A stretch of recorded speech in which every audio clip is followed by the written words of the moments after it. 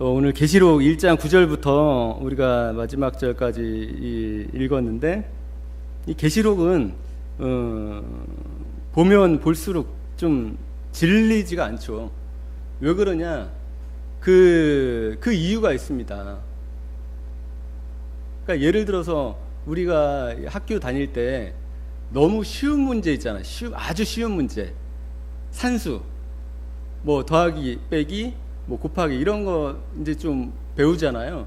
근데 뭐 한 5, 6학년 되면은 진짜 뭐 그 단순한 산수 같은 거 보면 어떻습니까? 이제 시시하잖아요, 솔직히. 그죠? 근데 이제 이 요한계시록은 어떤 거와 같냐면은 뭐 미적분 뭐 이런 거 같습니다. 왜냐면은 어떤 한 단어, 한 문장에 너무나 큰 의미들이 함축이 돼 있기 때문에 그렇죠. 왜냐면은 그 창세기의 말씀처럼, 창세기도 한 말씀이 뭐 빛이 있으라 하시면 빛이 있었고, 이 말씀 하나가 얼마나 그 큰 의미가 그 안에 들어 있습니까? 그와 마찬가지로 계시록의 말씀도 마찬가지입니다. 그래서 우리가 계시록 1장 뭐 여러 번 수십 번 읽으셨겠지만은 읽으면 또 색다르고 읽으면 또 색다른 것이 무엇이냐면은 우리가 서신서나 복음서에서 일반적으로 그 읽고 듣는 그런 내용이 아니기 때문에 그렇죠. 그리고 그 의미들이 깊이 너무나 함축되어 있기 때문에 많은 그 것들을 생각하고 이해해야 되기 때문에 그런 것이죠. 그래서 아마 이 계시록의 1장도 마찬가지입니다. 오늘 읽었지만은 또 다음에 읽으면 또 다른 관점의 그 이야기가 나오고, 또 다음에는 그 다음에 또 다른 관점, 새로 보이는 그 관점들이 또 나올 수 있는 것이죠. 그래서 이 계시록은 참 그런 의미에서 어렵게 느껴질 수도 있는 것이죠. 아주 단순한 그 말씀이 아니기 때문에 그런 거죠. 근데 뭐 1장은 상대적으로 좀 이해하기 쉬운 말씀입니다. 여기서 우리가 알 수 있는 것은 계시록 1장 9절부터 보면은 요한이 쓰거죠. 여러분의 형제다 나는. 근데 요한이 그 얘기를 합니다. 예수 안에서 환난과 그 나라와 인내에 여러분과 더불어 참여한 사람이다 나는. 그러니까 뭐에 참여했다고요? 환난, 그리고 하나님의 그 나라에 대한 그 나라와 그 인내에 참여한 사람들이다 나는. 그러니까 뭘 얘기하고 있습니까? 환난을 얘기하고 있죠. 그러니까 많은 사람들이 지금 계시록을 이해할 때 이 환난에 대한 이 개념, 정의를 잘 못하고 있습니다. 그래서 그 개념을 잘못 이해를 하고 있으면 계시록 해석이 안 됩니다. 그래서 이 그 95년부터 100년경에 이 요한계시록을 쓸 때 뭐를 받고 있었냐? 환난을 당하고 있었다는 것이죠. 그리고 그 교회들도 요한이 이 편지를 보내지 않습니까? 당신들과 함께한 사람이다 나는. 그 환난에 참여한 사람이다. 그리고 그 나라에 참여한 사람이다. 그리고 인내에 참여한 사람이다. 왜냐? 그 인내를 통해서 그 하나님의 나라를 바라보고 살아가고 있기 때문에 그런 것이죠.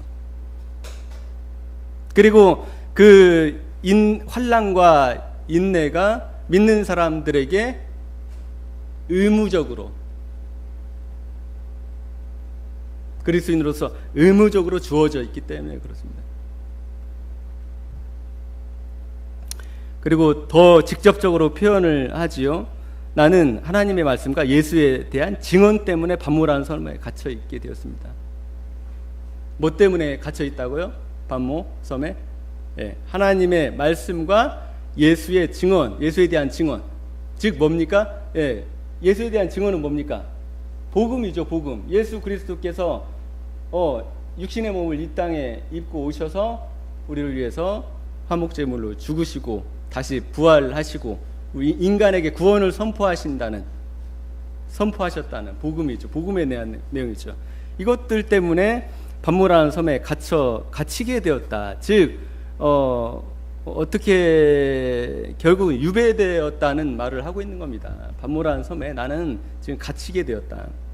그래서 이 요한계시록에 대한 그 저작 연도를 갖다가 이 힌트 있지 않습니까? 하나님의 말씀과 예수에 대한 증언 때문에 밤모란 섬에 갇혀 있게 되었습니다. 이 힌트가 결정적으로 요한이 언제 이 계시록을 썼는지에 대한 결정적 힌트를 줍니다. 왜냐하면은 이 네로 시대 때, 그리고 이 그 네로 시대나 그 이후에, 그러니까 네로 시대 그 후 황제까지는 이 기독교에 대한 핍박이 없었습니다. 그래서 이것이 언제 일어났는지에 대해서 살펴보면은, 이런 일이 언제 기독교인들에게 언제 핍박이 일어났는지를 살펴보면은 요한이 쓴 이 그 저작 연도에 대해서 우리가 추론할 수 있게 되는 것이죠. 그러니까 이 요한계시록이 한마디 한마디 하는 것에 아주 큰 의미들이 담겨 있다는 거예요. 그러니까 일반적으로 그냥 쭉 읽어야 될 것이 아니라 그 한마디가 역사적인 배경 안에서 쓰여졌기 때문에 큰 의미들이 담겨 있습니다. 보시면 주님의 날에 내가, 그러니까 여기서 주님의 날이라는 것은 그 우리가 말하는 주의 날, 예를 들어서 스가랴서나 다니엘서 이런 데 보면은 주의 날이 많이 나옵니다. 주의 날이 뭐 이 말이니, 그거는 보통은 주의 날을 그 마지막 때 주님께서 오시는 그 심판의 날을 많이 씁니다. 하지만 여기서는 주님의 날이 뭡니까? 그 날이 아닙니다. 주님께서 나에게 찾아오셔서 말씀하신 날을 얘기하는 겁니다. 주님의 날이라는 것은 여기에서 이해하시죠? 예. 그러니까 그 밑에 줄까지 읽어보면은 주님의 날에 내가 그 성령 안에 사로잡혀, 그죠? 내 뒤에서 나팔 소리처럼 울리는 큰 음성을 들었습니다. 그 큰 음성은 이렇게 말하였습니다. 네가 보는 것을 책에 기록하여 일곱 교회로 보내라. 이 말씀을 큰 음성으로 들었다는 거죠. 네가 보는 것을 책에 기록하여. 근데 이 음성이 누구의 음성이었냐면 천사의 음성이 아니라 실제 예수님의 음성이었다는 것을 우리가 12절 이하를 보면은 잘 알 수 있습니다. 왜냐면은 그래서 나는 내게 들려오는 그 음성을 알아보려고 돌아섰습니다. 뒤에서 큰 음성이 들리니까, 엄청 큰 음성이 들리니까 돌아섰습니다. 그리고 본 것이 7 금촛대가 있는데 그 촛대 한가운데로 인자와 같은 분이 계셨습니다. 그는 발에 끌리는 옷을 입고 가슴에 금띠를 띠고 계셨습니다. 이게 예수님의 모습을, 요한이 본 모습을 그대로 지금 적고 있는 것이죠. 그리고 이제 용모를 말씀하면서 예수님의 머리에 대해서 얘기합니다. 예수님의 머리털은 흰 양털과 같이, 또 눈과 같이 희고, 그 다음에 눈이 불꽃과 같다. 불꽃 같다. 그 다음에 발은 풀무불에 달구어낸 노새와 같다. 음성은 큰 물소리와 같다. 무슨 큰 물소리라고 하면 폭포 뭐 이런 소리일까요? 네, 큰 물소리와 같다. 또 오른손에는 7 별을 쥐고 입에서는 날카로운 양날 검이 나오고, 그러니까 입에서 나오는데 양날검이 나온다는 것이죠. 얼굴은 해가 강렬하게 비치는 것 같다. 해를 우리가 눈으로 못 보지 않습니까? 거의 눈이 망가지죠. 그렇게 해서 어떻게 되냐면은 17절에 그가 엎드려 죽은 사람같이 됐다고 얘기하고 있습니다. 왜냐, 광경이 이 세상에서 볼 수 있는 광경이 아니라는 거죠. 이 세상에서 볼 수 있는 그 존재가 아니라는 거죠. 그 음성이며 그 용모며 그 다음에 입에서 나오는 거, 그리고 그 눈, 그리고 그 얼굴, 그것을 봤을 때 그냥 그 발 앞에서 죽은 사람같이 될 수밖에 없는, 이것은 성경에서 모세가 시내산에서 하나님을 만났을 때, 아니면은 그런 거와 같은 것이죠. 그래서 엎드려져서 죽은 사람 같이 될 수밖에 없는 그런 모습이 되는 것이죠. 그가 내게 오른손을 얹고 말씀하셨습니다. 그가 누굽니까? 그가 인자 같은 이 누굽니까? 예수님이죠. 예수님. 그러니까 지금 1장부터 누구의 말이 나오고 있습니까? 제가 지난주에 2장 3장에서 그 예수님이 직접 7교회에게 직접 말씀하시는 그 내용들이 나온다고 했지만은 벌써 1장부터 누구의 음성 말씀이 나옵니까? 예수 그리스도의 말씀, 예수 그리스도의 음성, 친히 하시는 명령이 나온다는 것이죠. 그래서 요한계시록이 특별하다. 예수님께서 1장부터 나타나셔서 요한한테 명령을 하거든요. 이걸 써보내라, 기록해라. 그리고 실제로 요한한테 직접 나타나셔서 자신의 그 모습을 드러내시는 거죠. 그 모습은 그냥 인간이 볼 수 있는 그런 광경이 아니라 거의 죽은 것 같이 될 수 있는 그 너무나 뭐라고 해야 되나요? 신적인 힘. 뭐라고 표현하죠? 그거를 인간이 감당할 수 없는 그 거룩한 존재, 위엄, 그 다음에 카리스마. 아무튼 그런 것들이 꽉 차 있다는 거죠.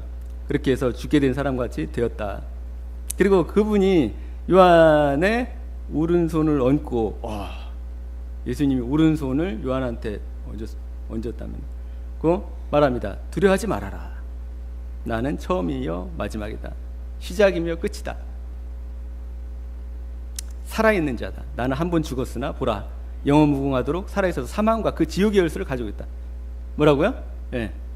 사망과 그 지옥의 열쇠를 가지고 있다. 왜 여기는 천국이 안 나올까요? 천국은 어차피 하나님께 속한 것이고요. 그리고 지옥의 열쇠라는 건 뭡니까? 이 사망을 없애시고, 그리고 사망을 이기시고 사망을 주관하시는 분이시라는 거죠. 예수님께서. 그래서 이 사망과 그 지옥의 열쇠를 가지고 있다, 이렇게 말씀하십니다. 그러면은 네가 본 것과 지금 일과 다음에 일어날 일들을 기록하여라. 네가 본 것은 오른손의 7별과 7금초대의 7별과 7금초대의 비밀은 이러하다. 7별은 7교회의 심부름꾼이요, 7촛대는 7교회다. 여기서 보면은 그 1장은 그 예수님이 직접 해석을 해줍니다. 요한이 본 것에 대해. 보세요. 요한이 뭘 봤습니까? 큰 음성이 나서 뒤돌아봐서 뭐를 봤습니까? 7금촛대가 있는데 그 촛대 가운데 인자 같은 분이 계셨다. 이 촛대가 뭡니까? 7금촛대. 여기 나오죠. 예수님이 직접 해설을 해준다고요. 7교회는 7금촛대는 7교회다. 그러니까 여기서 7이라는 것은 계시록에서 완전수를 말합니다. 완전수. 그러니까 단순히 7교회를 의미하는 것이 아니라 모든 교회를 의미하는 거죠. 모든 교회. 그러니까 단순히 예수님께서 그 7금촛대, 그러니까 7교회 한가운데 계셨다, 이렇게 말하고 있지 않습니까? 하지만 예수님께서 여기에 나오는 무슨 에베소, 서머나, 버가모 이 7교회에만 계시는 게 아니죠. 7금촛대가 7교회인데 그 7금촛대 가운데 계신다는 것은 예수님이 이 모든 교회에 예수님이 계신다는 것이죠. 모든 교회의 주인이라는 것이죠. 그래서 예수님이 7금촛대에 대한 해석을 예수님이 직접 해주는 게 20절이라는 말이죠. 그러니까 7금촛대는 뭐라고요? 촛대가? 교회다, 교회. 7교회다. 그 다음에 7별에 대해서도 해석을 해줍니다. 7별은 뭐다? 7별은 7교회의 심부름꾼이다.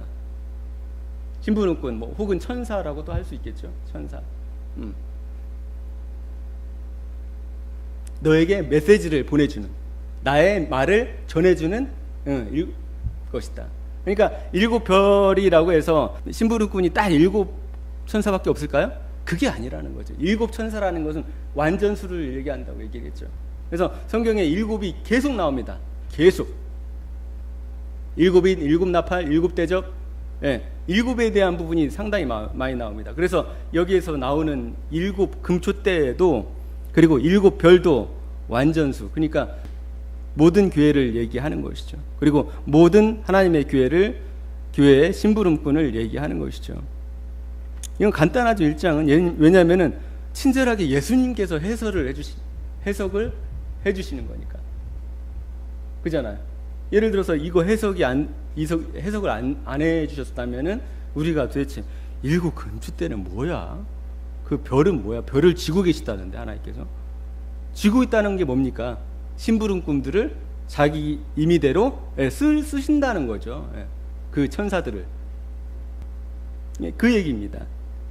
그래서 오늘 우리가 살짝 그 1장 9절부터 20절까지 봤는데, 요한계시록은 읽으면 읽을수록 다른 관점의 것들이 더 크게 이해가 되고 합니다.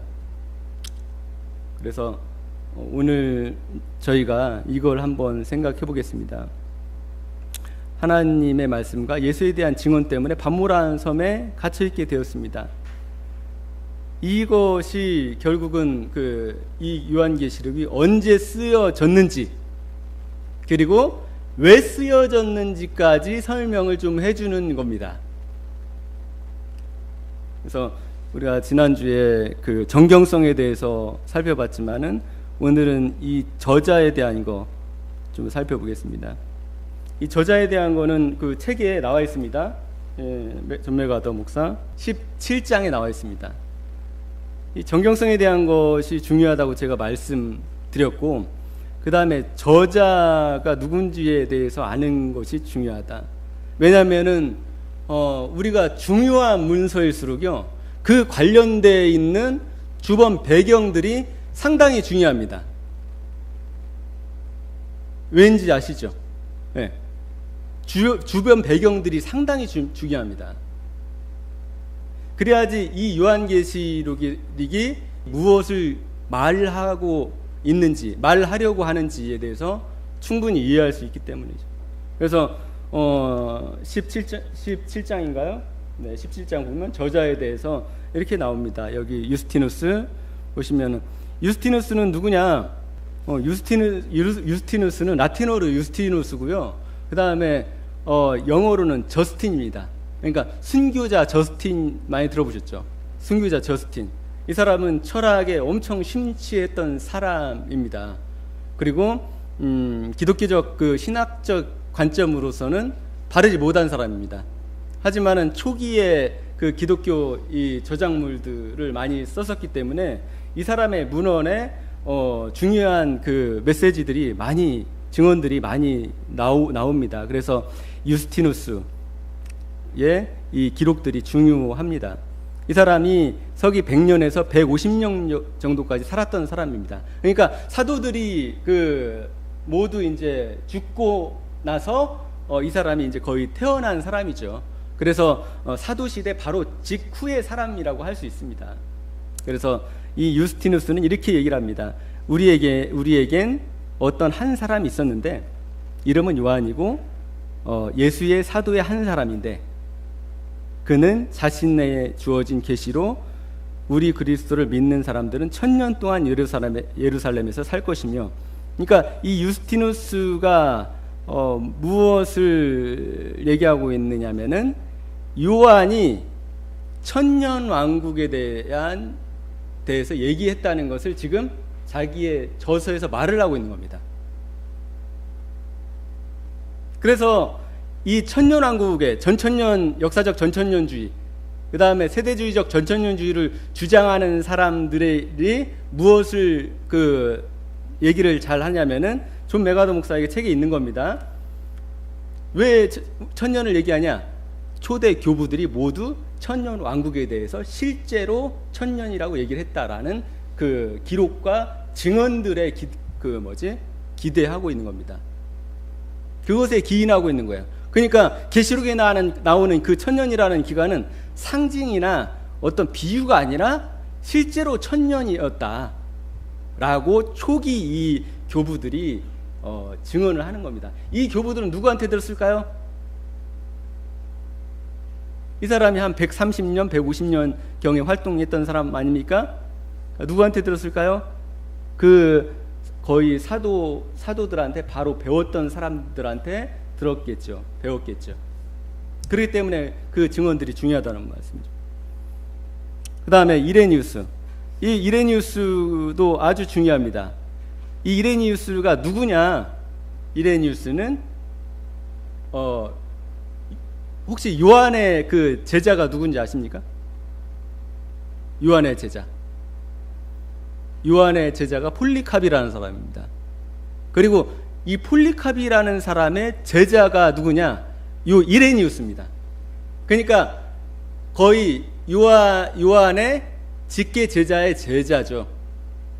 그러니까 이 이레니우스가 증언한 것이 상당히 그 우리 기독교에서는 이 이레니우스의 그 저서라든가 이 증언을 상당히 높게 평가합니다. 왜냐하면 가장 성경적이고 복음적인 저작들을 남겼거든요. 이레니우스가. 근데 이레니우스도 이렇게 얘기를 했죠. 주님의 제자인 요한도 뭐라고요? 주의 제자인 요한. 그러니까 유스티누스, 그러니까 저스틴이 얘기하는 거랑 거의 흡사하게 얘기를 하죠. 그분의 왕국이 거룩하며 영광스럽게 오는 것을 볼 때 묵시로 말한다. 뭐라고요? 계시록을 썼다라는 거예요. 묵시로. 그러니까 주님의 왕국이 거룩하게 영광스럽게 오는 것에 대해서 계시록에 썼다라고 얘기를 하는 겁니다. 그렇기 때문에 이 요한계시록을 사도 요한에 의해서 저작되었다는 것이 확실하다라는 것을 알 수 있는 겁니다. 그 다음에 뭐 알렉산드리아의 클레멘트, 2세기 저수 알렉산드리아의 클레멘트가 2세기에 자기 저술을 해서 이렇게 썼다는 거죠. 반모섬에 유배된 사도 요한이 이 요한계시록을 썼다고 증언을 했다라는 거죠. 그 다음에 그 당시에 요한의 외경이라는 게 있었다고 합니다. 제가 말씀드렸죠. 사복음서 외에 수많은 수백 권의 외경이 있었습니다.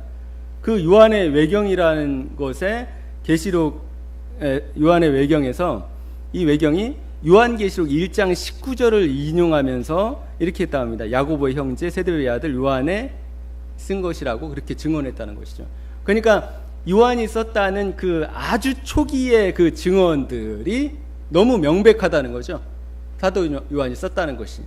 그래서 이 존 메가더 목사가 상당히 공부를 많이 했습니다. 이 존 메가더 목사는 밥존스 대학을 나왔습니다. 그 다음에 탈봇 신학대학에서 목회학 석사를 하고 그 다음에 거기에서 또 신학 석사를 합니다. 그 다음에 탈봇 신학대학에서 지금 명예 박사 학위를 받았죠. 그가 강해하는 것을 왜 많은 사람들이 신뢰하고 믿느냐? 학문적 뒷받침이 상당히 탄탄하다는 겁니다. 학문적 뒷받침이. 그러니까 우리가 오늘날 그 성서침례교회와 이 독립침례교회 사람들의 문제가 뭐냐면 신학을 너무나 그러니까 신학이라는 것은 좋은 신학과 나쁜 신학이 있거든요. 근데 좋은 신학도 알아야 되고 나쁜 신학도 알아야 됩니다. 왜냐하면 나쁜 신학을 알아야만 좋은 신학을 드러낼 수 있다고요. 신학적인 빈곤이 너무 심하죠. 이 성서침례교회, 독립침례교회라는 곳들. 이 존 메가더 목사는 상당히 이 강해나 여러 가지 것들을 할 때 상당히 학문적인 기초로 그것을 튼튼하게 주장을 하고 있기 때문에 그 사람에 대해서 그냥 신뢰하는 것이 아니라고 사람들이. 그 사람이 쓴 저서들이 거의 150권이 되거든요. 존 메가더 목사가. 이 존 메가더 목사는 5대째 목사 집안에서 태어난 분이더라고 보니까. 그리고 자기도 이제 목사를 한 것이고. 그러니까 이런 학문적인 근거, 우리가 그래서 이 존 메가더 목사 이 해설하다 이걸 보면서 많은 유익을 얻을 수 있을 겁니다. 왜냐하면 신뢰할 수 있다는 거죠, 우리가. 물론 이분을 통해서 완전한 모든 말이 다 나오느냐? 그러지 않습니다. 세상에 완전한 그 이론과 논리를 가지고 있는 사람은 없습니다. 그리고 하나님은 어떤 특정한 한 사람에게 그렇게 요한처럼 모든 걸 다 보여주지 않습니다. 사도 바울처럼 모든 걸 다 3,000층까지 데려가셔서 다 알려주지 않습니다. 바울이 얘기하지 왜 자기가 14년 동안 얘기를 못했는지, 자기가 너무나 교만해질까봐, 사람들이 자기를 신으로 대할까봐. 거의 신이지 않습니까? 말할 수 없는 것들을 듣고 왔다. 그런 것이죠. 그래서 다음은 이제 계시록에 대한 관점들, 접근법을 살펴보겠습니다. 이 계시록을 해석하는 접근법이 네 가지가 됩니다. 과거주의는 우리가 지난번에 이필창 교수에 대한 요한계시록 비판에서 많이 한 것 같습니다. 이 사람들은 어떤 식으로 요한계시록을 해석하냐? 서기 70년에 예루살렘이 파괴되는 것으로 이 요한계시록을 적용을 하려고 합니다. 요한계시록의 해석에서 8, 90%는 이미 어떻게 된 거예요? 과거일인 거예요. 과거일. 그러니까 아무런 예수님이 재림하는 거 외에는 해석할 게 없는 거예요. 솔직히 말해서. 그러니까 18장부터 한 22장까지만 해석이 되고 그 이전 것들은 이미 서기 70년에 이루어진 일들로 해석을 하는 겁니다. 거의 서기 70년으로. 그러니까 이 사람들이 뭘 주장하려고 하냐면은 요한이 요한계시록을 서기 70년 이전에 썼을 것이다라고 부단히 주장을 하려고 합니다. 왜 그러겠어요? 왜냐하면은 요한계시록이 서기 70년 이전에 써 있어야지 예언으로서 가치가 있는 거지 않습니까? 그리고 그들의 주장이 설득력 있게 되는 거잖아요. 근데 어떤 주장도 이 과거주의를 뒷받침하지 않고 있다는 거죠. 요한계시록은 서기 95년에서 100년경에 쓰여졌다고 모든 학자들이 그렇게 얘기를 하는 것이죠. 하지만 과거주의를 지지하는 학자들은 이 서기 70년에 예루살렘에 멸망된 일들이 요한계시록 안에 있으니까 어떻게 주장해야 되겠습니까? 서기 70년 이전에 썼을 거야 요한이 라고 가설을 얘기를 하는 것이죠. 하지만은 그런 가정은 근거가 전혀 없다 라고 얘기할 수 있습니다. 그리고 그렇게 하면은 요한계시록은 솔직히 이 예언의 말씀을 읽는 자, 듣는 자, 지키는 자, 복이 있다. 이런 말이 전혀 의미 없는 말이 됩니다. 뭘 읽고, 뭘 듣고, 뭘 지킵니까? 뭘 지켜요? 이미 90%가 서기 70년에 끝났는데. 그 다음에 역사주의. 이 역사주의는 안식교 사람들이 특별히 도입하고 있는 겁니다. 역사주의. 계시록을 교회 역사 개관으로 보며 박해와 환난의 여러 시기를 기술한다. 그다음에 이 역사주의가 문제가 무엇이냐면요. 예를 들어서 요한계시록을 우리 세계사 가운데서 해석을 하려고 합니다. 세계사 가운데. 그리고 교회사 가운데서 해석을 하려고 합니다. 그러니까 종교개혁 이런 거 있잖아요. 그다음에 무슨 프랑스 대혁명 아주 세계사 가운데 중요한 사건들 그런 것들을 요한계시록에서 억지로 해석을 하려고 합니다. 이 안식교가 그렇게 해석을 합니다. 우리가 알고 있는 서모 목사님도 이렇게 해석을 해서 책을 냈습니다. 하지만 이런 건 좀 솔직히 엉터리입니다. 이것의 문제는 뭐냐면은 특정한 사건에 계시록의 사건을 끼워 맞추나 객관성이 결여된다. 억지로 끼워 맞춥니다. 근데 예를 들어서 계시록이라고 하는 것은 그렇게 진짜 억지로 끼워 맞춰야 될 것이 아니라 예를 들어서 읽는 사람, 계시록을 해석하는 10사람이 있으면 적어도 다수의 사람들이 그 해석은 좀 정확한 것 같다, 일리가 있다 라고 얘기를 해야 되는 겁니다. 왜 그러겠어요? 왜 그러겠습니까? 하나님이 계시록을 쓸 때에 그 계시록의 의미는 하나님이 그 계시록의 의미는 하나일 것이기 때문에 그렇죠.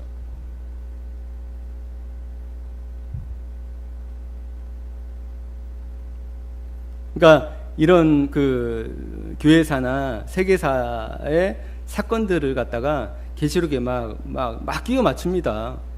예를 들어서 안식교 같은 경우 1260일을 무슨 576년에서 뭐 1580 몇 년 이렇게 뭐 해가지고 거기에 끼워 맞춥니다.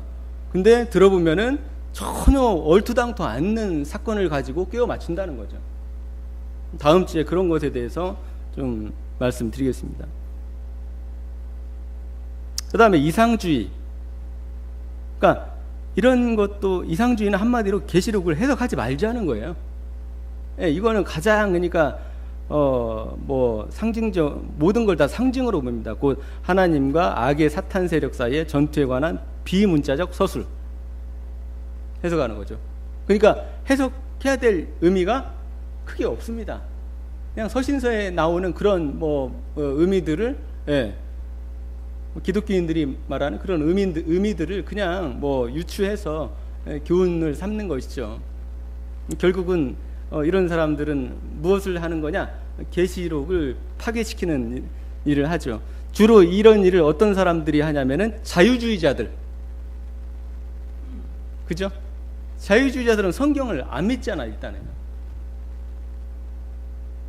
성경을 문자대로 안 믿습니다. 창세기도 안 믿습니다. 설화라고 합니다. 신화라고 합니다. 그냥 소설이라고 합니다. 그러니까 이 계시록도 뭐예요? 설화, 소설, 공상 속의 산물, 이걸로밖에 해석을 할 수 없는 거예요. 그냥 여기에서 우리가 그냥 악과 하나님과 악의 그런 것으로 우리가 보자. 이거는 이제 자유주의자들의 산물이라고 생각을 하시면 돼요. 성경을 안 믿는 사람들이 이런 것을 지지한다.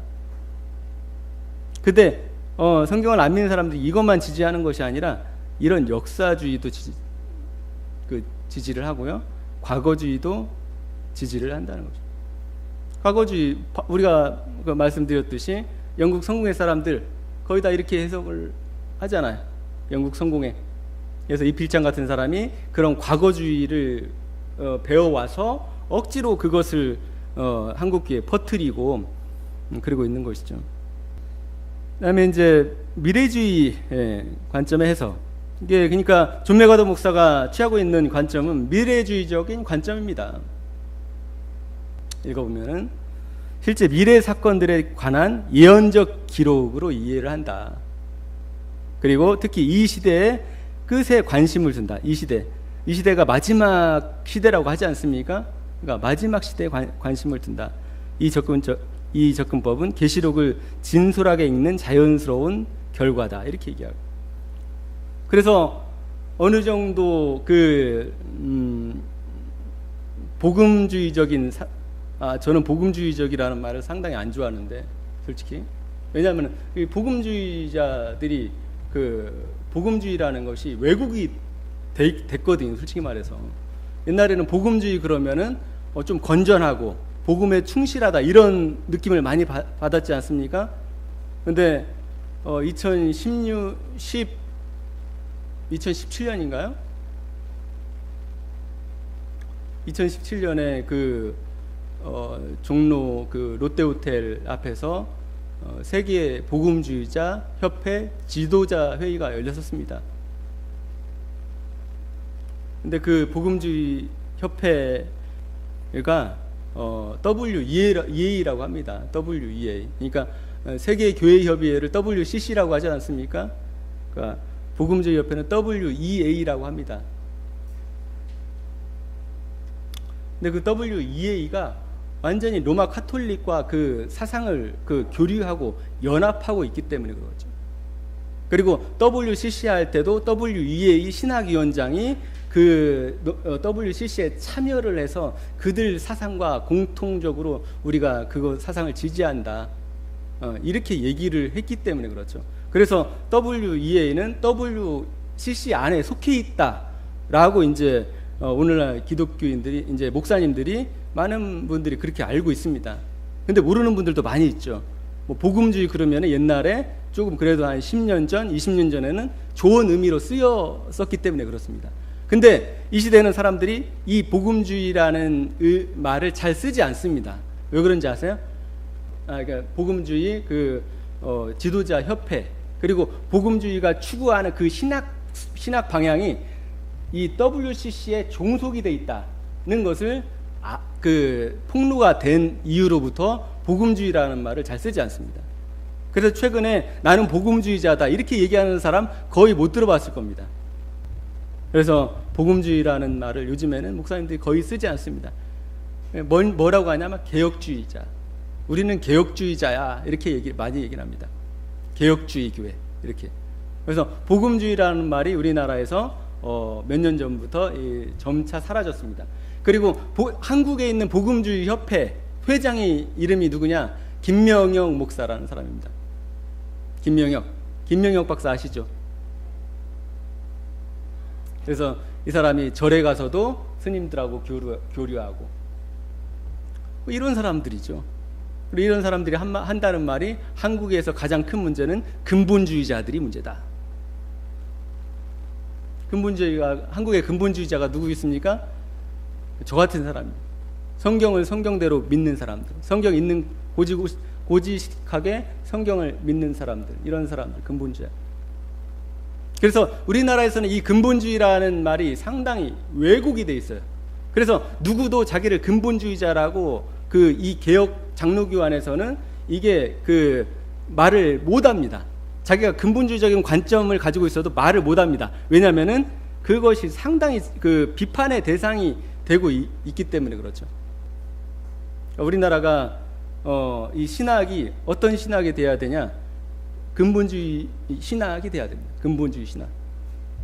성경을 있는 그대로 믿고 따르고 하는 신학이 되지 않으면 한국 교회에 소망이 없는 거죠. 그러니까 근본주의라는 것은 말 그대로 그냥 성경을 성경대로 믿고 따른다 이렇게 생각하시면 됩니다. 그래서 이 미래주의, 그러니까 이 근본주의적 입장을 가진 거의 모든 사람들은 이 미래주의를 택합니다. 예외 없이. 왜 그럴까요? 그들이 서로 짰을까요? 우리 이렇게 지지하기로 하자, 이렇게 해석하기로 하자, 그랬을까요? 그러지 않다는 것이죠. 근데 이것에 대해서 이 안식교에서 많이 왜곡을 시킵니다. 뭐라고 왜곡을 시키냐면은 이 안식교에서는 뭐라고 주장을 하냐면은 이 과거주의는 로마 카톨릭에서 만든 사상이다. 그 다음에 미래주의도 로마 카톨릭에서 만든 사상이다. 어떤 사상이냐? 당시 이 종교 개혁이 일어나서 이 종교 개혁자들이 모두 교황을 뭐라고 했냐면 적그리스도라고 얘기를 하기 시작했습니다. 이전 종교 개혁자 이전 시대부터 개혁자들이 그런 얘기를 했어요. 이 적그리스도다, 교황권이. 그래서 이제 트렌트 공의회 때 이 예수회를 통해서 이 과거주의와 요한계시록을 갖다가 자꾸 요한계시록 안에서 적그리스도 뭐 이런 음녀 뭐 피에 취한 뭐 이런 것들을 교황권이라고 얘기를 하니까 그것들을 좀 다른 쪽으로 학문적으로 돌려보자라는 생각으로 이런 과거주의와 미래주의를 만들었다. 그러니까 이 학문적 견해를 만들었다, 이렇게 이 사람들이 주장을 합니다. 근데 어느 정도 약간의 일리는 있습니다. 이 당시에 종교개혁이 너무 심했기 때문에 이 로마 카톨릭은 이 자기한테, 그러니까 교황권이 적그리스도고 계시록에 나오는 음녀고 이런 것들에 대한 비판을 약간 비껴나가야 될 필요성이 있었어요. 그래서 이 예수의 이 학자들인 이 알카자와 리베라를 통해서 이런 책을 썼을 수도 있습니다. 하지만은 이런 책을 썼다고 해서 이런 책이 나중에 기독교인들이 이런 사람들의 사상에 그냥 일방적으로 물들고 이런 사상을 쫓아가느냐, 그러지 않다는 거죠. 그러니까 이렇게 주장을 합니다. 안식교에서 그 과거주의, 우리가 이필장 교수에 대해서 배웠지 않습니까? 그레고리 빌이라든가 이런 사람들에 대해서 배웠지만, 이런 사람들이 취하고 있는 게 다 뭡니까? 예, 과거주의거든요. 과거주의. 그래서 네로를 뭐라고 합니까? 예, 네로가 짐승이다, 적그리스도다, 이런 식으로 과거주의 사람들이 해석을 합니다. 그러니까 개혁주의 사람들, 특히 그러니까 장로교 그 신학을 했다고 하는 사람들이 이런 식으로 많이 이제 해석을 합니다. 이 과거주의는 예수의 학자 알카자가 뭐 1500년대 사람인데 40년 연구 끝에 900페이지나 되는 뭐 요한계시록 주석을 썼다고 합니다. 그래서 계시록의 전반부는 유대인의 메시아 거절, 그 다음에 예루살렘 멸망에 관한 것을 썼고요. 그 다음에 후반부는 이교 로마의 멸망과 기독교의 개종에 관한 것으로 돌리면서 적그리스도는 네로 황제라고 못 받고 중세 로마 교회와 상관없는 것처럼 이렇게 했다, 이렇게 얘기를 합니다. 이거는 우리가 그러니까 과거주의 해석은 오늘날 많은 그 성공의 사람들, 대부분의 성공의 학자들이 얘기하는 거, 그 다음에 그 성공의 학자들 견해를 장로교 학자들이 그대로 받아들여 와서 얘기를 하고 있는 것이죠. 그러니까 과거주의는 우리가 말했듯이 80-90% 이상이 그 과거에 이미 해석이 끝났기 때문에 성경을 의미 없는 책으로 만들어 버립니다. 그렇기 때문에 이 안식교에서 과거주의를 예수회가 만들었다, 이런 말에 좀 일리가 있긴 합니다. 왜냐하면 실제로 이 트렌트 공회를 통해서 그 당시에 종교개혁이 너무나 불길처럼 타오르고 있었기 때문에 이 트렌트 공회에서 그런 신학적인 것을 이용하려고 했던 부분이 사실이긴 합니다.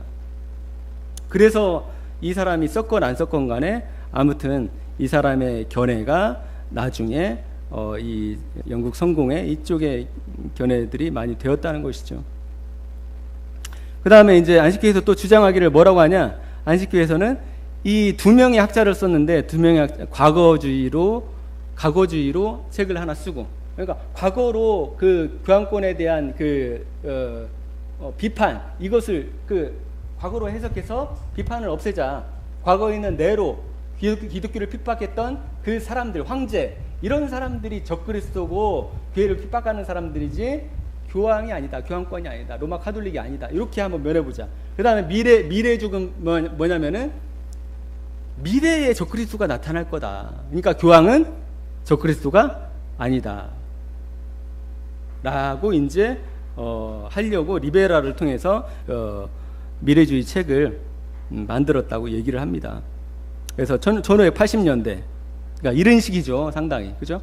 이런 시기에 500페이지 되는 계시록을 썼고, 그 다음에 계시록의 적그리스도가 교황권이라는 사실을 부인했다.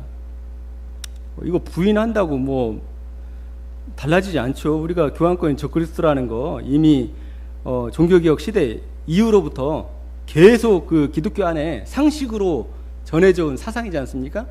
그렇기 때문에 이 사람들이 안식교에서 주장하는 것은 뭐냐면 자기네들이 역사주의를 취하고 있기 때문에 역사주의를 합리화하려고 하는 겁니다.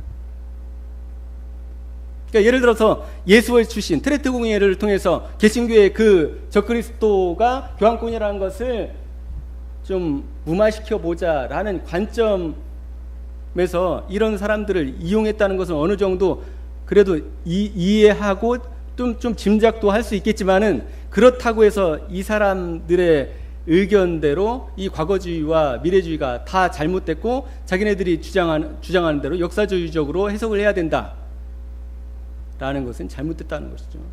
그래서 아무튼 이렇게 해서 이 과거와 미래주의가 나왔다 해가지고 과거주의와 미래주의를 전부 다 비판을 합니다, 안식교에서는. 그래서 7년 대환란 이런 거 성경에 없는 겁니다 그러면서 공중재림 이런 거 성경에 없는 겁니다 그러면서 이제 카톨릭이 만들어 놓은 그 덫에 걸려들었다 오늘날의 많은 세대주의 사람들, 그 다음에 오늘날 많은 그 기독교인들이 이 카톨릭이 만들어 놓은 신학적인 계시록의 이 해석의 덫에 걸려들었다고 얘기를 주장을 하는 것이죠. 좀 그럴싸하잖아요. 그래서 이제 이런 그 결국에는 미래주의적인 해석법이 잘못됐다. 과거주의와 미래주의가 해석법이 잘못됐다라고 하면서 자기네들의 역사주의적인 관점이 올바르다는 것을 주장하려고 하는 겁니다. 역사주의적으로 그 종교개혁자들이 계시록을 뭐 해석한 게 있느냐? 그러지 않습니다. 종교개혁자들이 그렇게 바본지 아세요? 스스로 뭐라고 합니까? 그러니까 요한계시록에 나오는 그 음녀가, 그 다음에 이 적그리스도가 교환권이라고 모든 종교개혁자들이 얘기를 했죠.